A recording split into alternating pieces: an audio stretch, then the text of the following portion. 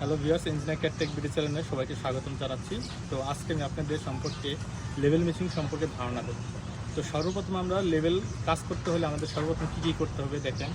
সর্বপ্রথম আমাদের এই যে পায়ে আছে তিনটা পায়ে ভালো করে সেট আপ করে আমরা এই পা দিয়ে সুন্দর করে এনারগুলো চাপা দেবো যাতে যে পায়াটা এলোমেলো না হয়ে যায়। তারপরে আমরা মেশিনটা সেট আপ করাবো। এখানে একটা স্ক্রু আছে, স্ক্রু দিয়ে সুন্দরভাবে সেট আপ করবো। সেট আপ করা হয়ে গেলে তারপরে এখানে আমাদের একটা কেন্দ্রে একটা বাবল আছে।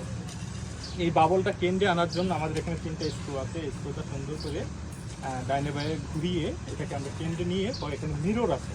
এই মিররটা দেখবো যে বাবলটা আমাদের গোল ভিত্তিক কেন্দ্র আছে। একটু কাছে এসে দেখাও, একটু এখানে একটা বাবল আছে।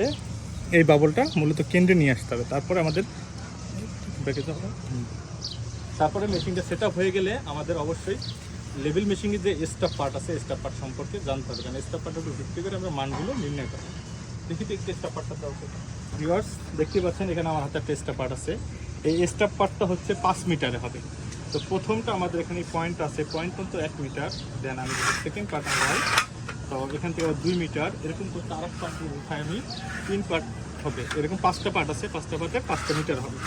তো চলুন 5 পার্টের আমি একটা জিনিস দেখাই। যখন আমি এই স্টাফ পার্টটা উঠাবো তখন এই লকটা সম্পূর্ণভাবে এই কেন্দ্রে যদি আসে তাহলে বুঝতে পারবেন আমার 1 মিটার পর সেকেন্ড পার্ট উঠছে। যদি এটাকে লকটা ভালোভাবে না ওঠে তাহলে কিন্তু এখানে আমাদের এই কাউন্টার মানগুলো সঠিক মান আসবে না।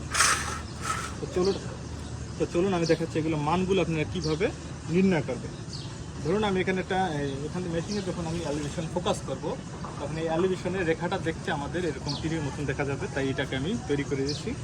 ধরুন আমি যদি আমি এলিভেশনে ফোকাস করি, মেশিন দিয়ে ফোকাস করার পর যদি মানটা আমার এখানে আসে, যদি এরকম দেখতে দেখা যায় এই পয়েন্টে, তাহলে এখানে আসতে হচ্ছে আমার 600 মিলি। তো আরেকটু আগে ক্লিয়ার করে নেই, এই 600 আর এই যে 610-এর ভিতরে ডিফারেন্স হচ্ছে আমার 10 মিলি। অর্থাৎ এখান থেকে আমার এই পয়েন্টটা এটাতে দেখাচ্ছি এলিভেশন মান যদি আমার এখান থেকে এই পর্যন্ত হয় তাহলে এখানে ডিস্টেন্স হচ্ছে 10 মিলি। তার এই ডিস্টেন্স 10-এর মাঝখান হচ্ছে 5 মিলি। তো আমি যদি এলিভেশন রেখাটা এখানে রাখি তাহলে এখানে আমার হচ্ছে 600। আর যদি আমি একটু উপরে দিয়ে 1 মিলি উপরে উঠাই তাহলে 601 হচ্ছে। তারপরে 602, 603 মাঝামাঝি রাখলে 605 মিলি হবে। আর দেন যদি আমি আরেকটু উপরে উঠাই তাহলে 610 মিলি হবে। তা আমার মনে হচ্ছে ভিউয়ার্স আপনাদের এখানে বুঝতে কোনো সমস্যা হবে না। তো সেকেন্ড আর এক পার্টটা আমি উঠে দেখাচ্ছি আপনাদের।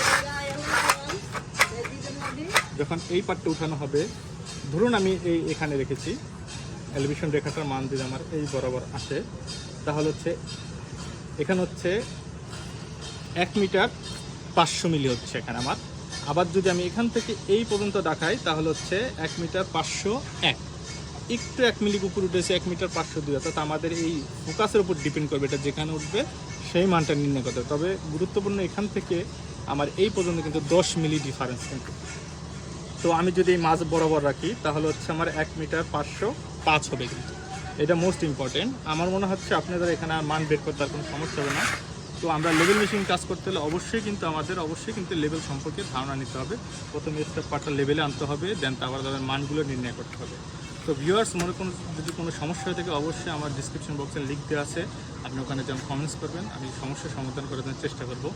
এবং নতুন ভিডিও পেতে অবশ্যই আমার চ্যানেলটাকে সাবস্ক্রাইব রাখবেন। সবাই ধন্যবাদ। আসসালামু আলাইকুম।